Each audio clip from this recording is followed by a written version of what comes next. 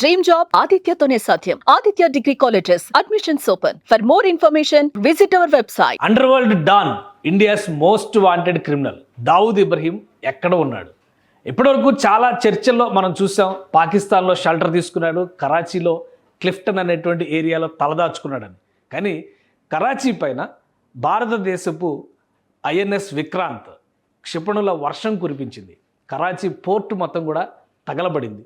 అక్కడ బేభత్సమైనటువంటి వాతావరణం ఉంది. అయినా దావూద్ ఇబ్రహీంకి సంబంధించినటువంటి వేరే అబౌట్స్ ఎవరికీ తెలియడం లేదు. ఎక్కడ ఉన్నాడు? ఇండియా ఏదైతే లక్ష్యంతో పాకిస్తాన్లో ఉన్నటువంటి తీవ్రవాద శిబిరాలపైన దాడులు చేసిందో అలాంటి లక్ష్యమే కరాచీని న్యూట్రలైజ్ చేయడంలోనూ భారత సైన్యం చేతిలో ఉన్నటువంటి ఒక వ్యూహం. అదే క్రమంలో వేరే అబౌట్స్కి సంబంధించి ముఖ్యంగా దావూద్ ఇబ్రహీం, ఆయన అనుచర గణం, ఆయన కుటుంబానికి సంబంధించినటువంటి సమాచారం ఇప్పటివరకు బయటికి రాలేదు. అంతర్జాతీయంగా జరుగుతున్నటువంటి అంతర్జాతీయ మీడియాలో వస్తున్నటువంటి కొన్ని కథనాల ప్రకారం చూస్తే కనుక దావూద్ పాకిస్తాన్ని విడిచిపెట్టి వెళ్ళిపోయి ఉండవచ్చు అనేటువంటి సందేహాలు వ్యక్తమవుతున్నాయి. నిజంగా దావూద్ వెళ్ళిపోయేటువంటి సాహసం చేస్తారా? ఎందుకంటే ఒకవైపు నుంచి రెడ్ కార్నర్ నోటీసులు, ఇంటర్పోల్ అలర్ట్స్ ఉన్నటువంటి నేపథ్యంలో దావూద్ ఇబ్రహీం అక్కడి నుంచి తప్పించుకోగలరా? ఇదే ప్రధానమైనటువంటి సందేహం. గతంలో కూడా అనేక నివేదికలు వచ్చినాయి. పాకిస్తాన్లో ఏ ప్రాంతంలో తలదాచుకున్నాడు అనేటువంటి అంశం పైన అనేక వార్తా కథనాలు వచ్చినాయి. ఇంకా సూటిగా చెప్పాలంటే 2023లో ఒక విష ప్రయోగం జరిగింది, దావూద్ ఇబ్రహీం మరణించాడనేటువంటి వార్తలు కూడా వచ్చినాయి. ఆ తర్వాత దావూద్ అనుచర గణం దాన్ని ఖండిస్తూ ప్రకటనలు చేశారు. ఆయన బతికే ఉన్నాడు, సజీవంగా ఉన్నాడు, క్షేమంగా ఉన్నాడు అనేటువంటి మాట చెప్పింది. ఇండియన్ ఇంటెలిజెన్స్ ఏజెన్సీస్ కూడా పదే పదే దావూద్ని టార్గెట్ చేస్తూ ఎక్కడికక్కడ సమాచార సేకరణ చేసింది. అసలు విషప్రయోగం జరగడం వెనక కూడా ఇండియన్ ఇంటెలిజెన్స్ ఏజెన్సీ హస్తం ఉందనేటువంటి ప్రచారం జోరుగా సాగింది. సో ఇప్పుడు కరాచీలో విధ్వంసం సృష్టించారు. అలానే కీలకమైనటువంటి స్థావరాలు, ఎవరైతే మోస్ట్ వాంటెడ్ టెర్రరిస్టులుగా అంతర్జాతీయ స్థాయి దృష్టిని ఆకర్షించారో వాళ్ళందరికీ సంబంధించినటువంటి స్థావరాలపైన, శిబిరాలపైన భారతదేశం దాడులు చేసింది. కానీ దావూద్ ఇబ్రహీం గురించి మాత్రం ఒక్క మాట కూడా బయటికి రాకపోవడానికి కారణం ఏంటి?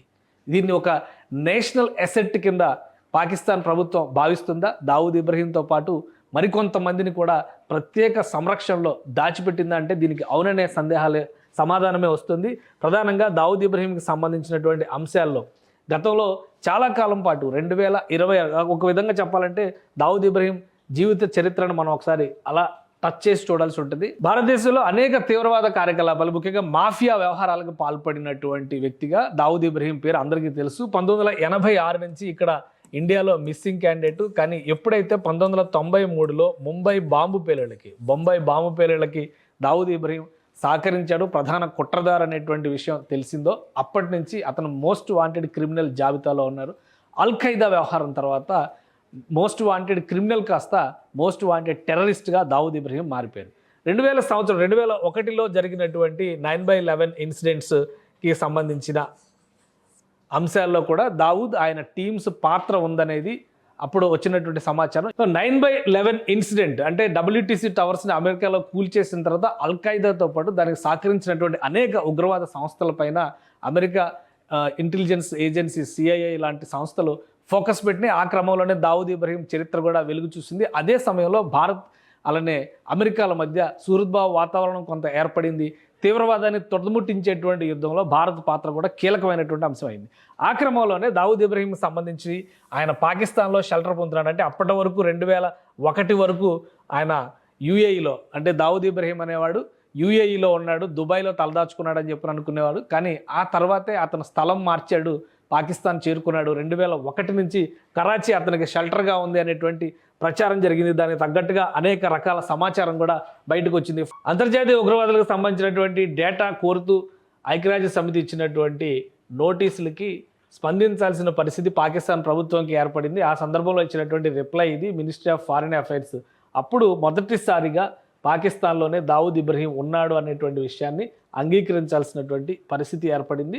సో ఈ డేటాలో ఇందులో 48వ పేజీలో క్లియర్గా దావూద్ ఇబ్రహీంకి సంబంధించినటువంటి వివరాలని, ఆయన వేరే అబౌట్స్కి సంబంధించిన అంశాలని ఇక్కడ చూస్తే పేరు కూడా ఉంది, దావూద్ ఇబ్రహీం కస్కర్. ఇట్లా ఈ పేర్లతో రకరకాల పేర్లు, ఆయనకు ఉన్నటువంటి పేర్లు, అలానే అతని పౌరసత్వానికి సంబంధించి కూడా ఇండియన్ నేషనాలిటీ అనేటువంటి విషయాన్ని ఇక్కడ మెన్షన్ చేస్తూ దావూద్ ఇబ్రహీం అనేవాడి పాస్పోర్ట్ నంబరు ఇవన్నీ కూడా ఇందులో ఇచ్చారు ఈ డేటాలో. సో ఈ అంశం తర్వాత అంటే 2020లో దావూద్ ఇబ్రహీం అనేవాడు పాకిస్తాన్లోనే ఉన్నాడు అనేటువంటి విషయం కన్ఫర్మ్ అయింది. పాకిస్తాన్ కూడా అధికారికంగా దీని తర్వాత అంగీకరించినట్లు అయింది. సో బాంబే బ్లాస్ట్లకు సంబంధించి బాంబేలో అతను పుట్టినటువంటి ప్లేస్ ఆ డీటెయిల్స్ కూడా ఈ రిపోర్ట్లో పెట్టారు. ఎక్కడ పుట్టాడు, ఎక్కడ పెరిగాడు, దానికి సంబంధించినటువంటి ఇన్ఫర్మేషన్ కూడా ఇందులో డీటెయిల్గా ఇచ్చారు. సో అతని పాస్పోర్ట్ నంబర్స్ ఇవన్నీ కూడా మెన్షన్ చేశారు. దాంతో దావూద్ ఇబ్రహీం అనేవాడు ఖచ్చితంగా పాకిస్తాన్లోనే ఉన్నాడనే విషయం ప్రపంచం మొత్తానికి కూడా తెలిసింది. దాంతో ఐక్యరాజ్య సమితి, అమెరికా లాంటి దేశాలకు సంబంధించిన ఇంటెలిజెన్స్ ఏజెన్సీలు, ఇంటర్పోల్ లాంటి వ్యవస్థలు వీటన్నిటికి కూడా భారత్ ఈ అంశాలన్నిటితో కూడినటువంటి నివేదికని వాటి దృష్టికి తీసుకెళ్ళింది. దీంతో రెడ్ కార్నర్ నోటీసులు ఇచ్చారు దావూద్ ఇబ్రహీం మీద. అలానే ఇంటర్పోల్ అలర్ట్స్ ఉన్నాయి. అతను ఎక్కడి నుంచి ఎక్కడికి మారినా కానీ అతన్ని నిర్బంధించేటువంటి అవకాశం ఉంటుందని చాలా క్లియర్గా అంతర్జాతీయ సమాజంలో భారతదేశం దాన్ని ఎస్టాబ్లిష్ చేయగలిగింది. సో ఈ క్రమంలోనే భారతదేశానికి సంబంధించి మరొక ముఖ్యమైనటువంటి డెవలప్మెంట్ జరిగింది. గత 3 ఏళ్లలో అంటే 2023లో దావూద్ ఇబ్రహీం చచ్చిపోయాడు, అతని పైన విషప్రయోగం జరిగింది అనేటువంటి ప్రచారం కూడా పెద్ద ఎత్తున జరిగింది. కానీ ఇదంతా అబద్ధం, అసత్యం అనేటువంటి వార్తని కన్ఫర్మ్ చేశారు. తర్వాత దావూద్ కుటుంబ సభ్యులే దీనికి సంబంధించినటువంటి వివరాలను కూడా వెల్లడించారు. దాదాపు 2 దశాబ్దాలుగా జల్లెడపడుతున్నా కానీ తన పైన విషప్రయోగం జరిగింది, తనని హతమార్చేటువంటి ప్రయత్నం జరిగింది అని చెప్పినా కానీ అది కూడా ఒక బూటకపు ప్రచారం కింద తేలిపోయింది. అలానే ఈ డాక్యుమెంట్లో దావూద్కు సంబంధించినటువంటి అడ్రస్ క్లియర్గా ఇచ్చిన తర్వాత దావూద్ బృందం కూడా అలర్ట్ అయినట్టుగా ఒక సమాచారం ఉంది. ఒకసారి ఇక్కడ మనం చూస్తే కనుక నేషనల్ ఐడెంటిఫికేషన్ నంబర్ ఎక్కడ పాకిస్తాన్లో అతను సెటిల్ అయ్యాడు కాబట్టి, అంటే 2001 నుంచి పాకిస్తాన్లోనే, అది కూడా కరాచీలోనే, కరాచీ సేఫ్ ప్లేస్ అనేటువంటి అభిప్రాయంతో అక్కడే ఉన్నాడనేది కూడా ఇక్కడ క్లారిటీ వచ్చింది. కరాచీలో అడ్రస్తో సహా డీటెయిల్స్ ఇవ్వాల్సిన పరిస్థితి, ఐక్యరాజ్య సమితికి ఇవ్వాల్సినటువంటి పరిస్థితి అనివార్యంగా ఏర్పడింది. సో ఆ క్రమంలో ఆయన ఉన్నటువంటి ప్రదేశానికి సంబంధించినటువంటి అడ్రస్ కూడా ఇక్కడ మెన్షన్ చేశారు. కరాచీ, పాకిస్తాన్. ఈ బంగ్లా పేరు పలాటియల్ బంగ్లా హిల్ ఏరియా, నరోబాబాద్, కరాచీ. సో ఇదొక అడ్రస్. అలానే ఇంటి అడ్రస్కి సంబంధించి white house near Saudi mask, Clifton అనేది కూడా ఆ ఏరియా, కరాచీలో ఉన్నటువంటి ఒక ఏరియా. సో ఇది very near by defence housing వాటికి సంబంధించి హౌసింగ్ అథారిటీ కరాచీ, పాకిస్తాన్. దానికి చాలా దగ్గరలో ఉండేటువంటి రక్షణ శాఖకి సంబంధించినటువంటి కాలనీలు ఉన్న ప్రదేశంలోనే ఆయన ఉన్నట్టుగా అధికారికంగానే పాకిస్తాన్ అనౌన్స్ చేసింది. ఈ డాక్యుమెంట్ చూస్తే మనకి ఆ విషయం క్లియర్గా అర్థమైపోతుంది. అయితే ఎప్పుడైతే ఈ అంశం వెలుగు చూసిందో అప్పటి నుంచి కూడా జాగ్రత్త. ఒకసారి చూద్దాం మనం కరాచీ అంటే ఎంత దూరంలో ఉంది ఇండియాకి సంబంధించి, కానీ ఈ మ్యాప్ల పరంగా చూస్తే అసలు ఏం జరుగుతుంది, ఎలా తెలుస్తుంది ఈ డిస్టెన్స్ అనేది కూడా మనం ఒకసారి చూద్దాం. ఇది ఇండియా మ్యాప్. మనం ఒకవైపు చూస్తే ఇండియా మ్యాప్ కనిపిస్తుంది. ఇండియాకి గుజరాత్ తీరానికి ఆనుకుని ఉన్నటువంటి ప్రదేశంలోనే కరాచీ కనిపిస్తుంది. సో ఇది మొత్తం కూడా గుజరాత్. ఈ బార్డర్ లైన్ చూస్తే క్లియర్గా అర్థమవుతుంది. ఈ ప్రాంతంలో ఇది గుజరాత్, భారత్కు సంబంధించినటువంటి పరిధి అయితే ఈ ప్రాంతంలో ఈ హైదరాబాద్ అనేది అక్కడ కూడా ఒకటి ఉంది. సింధ్ రాష్ట్రంలో హైదరాబాద్ ఉంది. సింధ్ రాష్ట్రానికి రాజధానిగా కరాచీ ఏరియాని మనం చెప్పుకుంటాం. కరాచీలో ఉన్నటువంటి ఈ ప్రదేశంలోనే ఆయన తలదాచుకున్నాడు. క్లిఫ్టన్ అనేటువంటి ఏరియాలోనే అధికారికంగా పాకిస్తాన్ కన్ఫర్మ్ చేసింది. ఆ తర్వాత వచ్చినటువంటి నివేదికలు ఎప్పుడైతే ప్రపంచ స్థాయిలో అందరికీ ఈ నివేదికల్ని, ఈ ఇన్ఫర్మేషన్ని షేర్ చేశారో అప్పటి నుంచి దావూద్ మరింత అప్రమత్తంగా ఉన్నారు. ఆ క్రమంలోనే అతను ప్రత్యేకమైనటువంటి ఏర్పాట్లు చేసుకున్నారు. కరాచీ సమీపంలో ఉన్నటువంటి కొన్ని ఐలాండ్స్ పైన దావూద్ ఫోకస్ పెట్టాడు. ఆ ఐలాండ్స్లోనే తలదాచుకుంటున్నాడు అనేటువంటి ప్రచారం కూడా పెద్ద ఎత్తున జరిగింది. ఎందుకంటే కరాచీ ఒక సముద్ర తీర నగరం. ఇక్కడ ఉన్నటువంటి పాకిస్తాన్లో జరిగేటువంటి వాణిజ్యంలో, ముఖ్యంగా నౌకా వాణిజ్యంలో 70-80% కరాచీ ఓడరేవు నుంచే జరుగుతుంది. దావూద్ ఇబ్రహీం ఇన్వాల్వ్మెంట్స్ అన్నీ కూడా మాఫియా వ్యవహారాలే కాబట్టి ఇదే సరైనటువంటి స్థావరంగా అతను నిర్ణయించుకున్నట్టుగా చెప్తారు. ఆ క్రమంలోనే కొన్ని వీడియోస్ కూడా వచ్చినాయి. ఇది పాకిస్తాన్ ఇంటెలిజెన్స్ ఏజెన్సీస్ అప్పట్లో పాకిస్తాన్ ఇంటెలిజెన్స్ ఏజెన్సీస్ని క్రాక్ చేసి అంతర్జాతీయంగా సేకరించినటువంటి సమాచారం కరాచీకి శివారుల్లో ఉన్నటువంటి ముఖ్యంగా ఆఫ్ఘనిస్తాన్కి సంబంధించినటువంటి ఆపరేషన్స్ ఆఫీసర్స్ దీన్ని ట్రాక్ చేశారని చెప్తారు. ఎస్టోలా ఐలాండ్ అని చెప్పని కరాచీ శివారుల్లో ఉన్నటువంటి ఐలాండ్. ఈ ఐలాండ్లో ప్రత్యేకంగా దావూద్కి, ఆయన బృందానికి కూడా ప్రత్యేక ఏర్పాట్లు పాకిస్తాన్ ప్రభుత్వం, అంటే ముఖ్యంగా పాకిస్తాన్ ఇంటెలిజెన్స్ ఏజెన్సీ ISI చేసింది. ఆ క్రమంలోనే అతను అక్కడ ఒక సబ్మెరైన్ బేస్లో, ఐలాండ్లో ఉన్నటువంటి సబ్మెరైన్ బేస్లో తలదాచుకున్నాడు అనేటువంటి ప్రచారం అప్పట్లో చాలా గట్టిగా జరిగింది. ఆ తర్వాత 2023లో జరిగినటువంటి అటాక్ ఇవన్నీ చూసినాక ఏంటంటే ఖచ్చితంగా ఈయన పాకిస్తాన్లోనే ఉన్నాడు అనేటువంటి కన్ఫర్మేషన్ అయితే అందరికీ వచ్చింది. సో ఇప్పుడు మనం ఒక విషయం ఆలోచించాల్సింది ఏంటంటే భారతదేశం జరిపినటువంటి కీలకమైనటువంటి దాడి ఉగ్రవాద నిర్మూలన, ఉగ్రవాద నాయకత్వం, ఉగ్రవాద శిబిరాల విధ్వంసం. దానికి సంబంధించి ఒక కీలకమైనటువంటి 4 నాయకులకి సంబంధించిన ఫొటోస్ ఇవి. ఒక్కొక్కడు మహాహంతకుడు, ప్రపంచ చరిత్రలో ఇంత దుర్మార్గులు ఇంకొకరు ఉండరు అనేటువంటి అభిప్రాయం కలిగించేంత కర్కోటకులు. ఇది చూస్తే మౌలానా మసూద్ అజర్ జైషే మహమ్మద్ చీఫ్గా అనేక విధ్వంసాలకి భారతదేశంతో పాటు ఆఫ్ఘనిస్తాన్లో కూడా కుట్రలు పన్నినటువంటి వ్యక్తి మౌలానా మసూద్ అజర్. ఆయన కుటుంబం మొత్తం భారతదేశం జరిపినటువంటి క్షిపణి దాడిలో మట్టుబెట్టినప్పటికీ కూడా ఇతను మాత్రం తప్పించుకోగలిగారు. ఇక మరొకడు ఈ హఫీజ్ మొహమ్మద్ సయీద్, అంటే వీడు లష్కరే తోయిబా స్థాపించినటువంటి నాయకుడు. లష్కరే తోయిబాకి చెందినటువంటి వీడు దశాబ్దాలుగా విధ్వంసం సృష్టిస్తూనే ఉన్నాడు. లష్కరే తోయిబా ఫామ్ అయి కూడా దాదాపు 25 సంవత్సరాలు అవుతున్నటువంటి పరిస్థితి. అప్పటి నుంచి ఇతన్ని పట్టుకున్న వాడు ఎవడో కూడా లేడు, నరమానవుడు లేడు. అనేక రకాలుగా అమెరికన్ ఇంటెలిజెన్స్ ఏజెన్సీలు కూడా ట్రాక్ చేసినప్పటికీ కూడా ఇతన్ని పట్టుకోలేదు. ఇక మరొకడు జకీరుర్ రెహమాన్ లఖ్వీ. వీడు ముంబై అటాక్స్ 26/11 అని చెప్పన్నారు కదా, కొంతమందిని పంపించి ముంబైలో విధ్వంసం సృష్టించిన దానికి మాస్టర్ మైండ్ వీడి గురించి కూడా భారతదేశం మోస్ట్ వాంటెడ్ లిస్టులో పెట్టింది. ముంబై అటాక్స్ జరిగిన తర్వాత ఐక్యరాజ్య సమితికి కూడా ఈ డేటా ఇచ్చింది. ఇక 4వ వాడు దావూద్ ఇబ్రహీం. ఇప్పటివరకు మనం చెప్పుకున్నవాడు. వీడు కూడా సేఫ్గానే ఉన్నాడు. ఎక్కడున్నాడు అనేది తెలియకపోయినా కానీ ఈ 4గురిని కూడా పాకిస్తాన్ ప్రభుత్వం ఒక నేషనల్ అసెట్స్ కింద కన్సిడర్ చేస్తుంది. అంటే పాకిస్తాన్లో ఉన్నటువంటి ప్రధానమంత్రులు, సైనికాధికారుల కంటే కూడా వీళ్ళు చాలా ముఖ్యమైన వ్యక్తులుగా ట్రీట్ చేస్తుంది.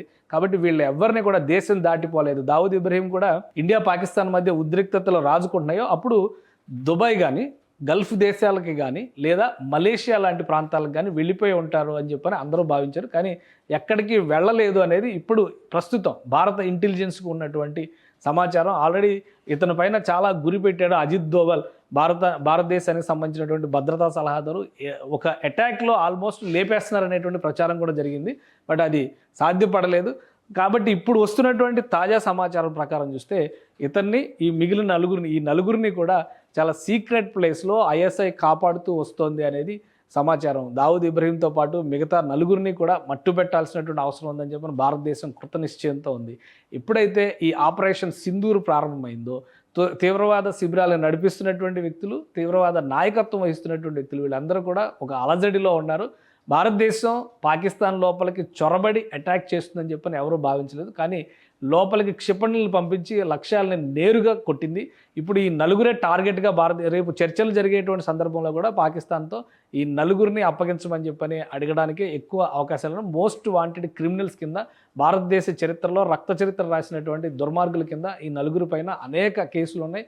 అనేక వ్యవహారాలకి వెనక నుంచి ముందు నుంచి 9/11 అటాక్స్కి సంబంధించి కూడా ముంబైకి సంబంధించిన టోపోగ్రఫీని ఎక్స్ప్లెయిన్ చేయడంలో ఈ దావూద్ ఇబ్రహీం గారి టీం చాలా కీలక పాత్ర పోషించింది అనేటువంటి అభిప్రాయం ఉంది. దానికి ఎలా వెళ్ళాలి ముంబైలోకి అనేటువంటి దారుల్ని ఇచ్చినటువంటిది కూడా దావూద్ ఇబ్రహీం బృందమే అనేటువంటి అభిప్రాయం ఉంది. కాబట్టి 1993లో జరిగినటువంటి అటాక్స్ దగ్గర నుంచి అనేక సంఘటనలో ప్రత్యక్షంగా, పరోక్షంగా, ప్రధానంగా భారతదేశ ఆర్థిక వ్యవస్థని నిర్వీర్యం చేసేటువంటి క్రమంలో నకిలీ నోట్ల చలామణికి సంబంధించినటువంటి అంశంలో కూడా దావూద్ ఇబ్రహీం పాత్ర చాలా ముఖ్యమైనది.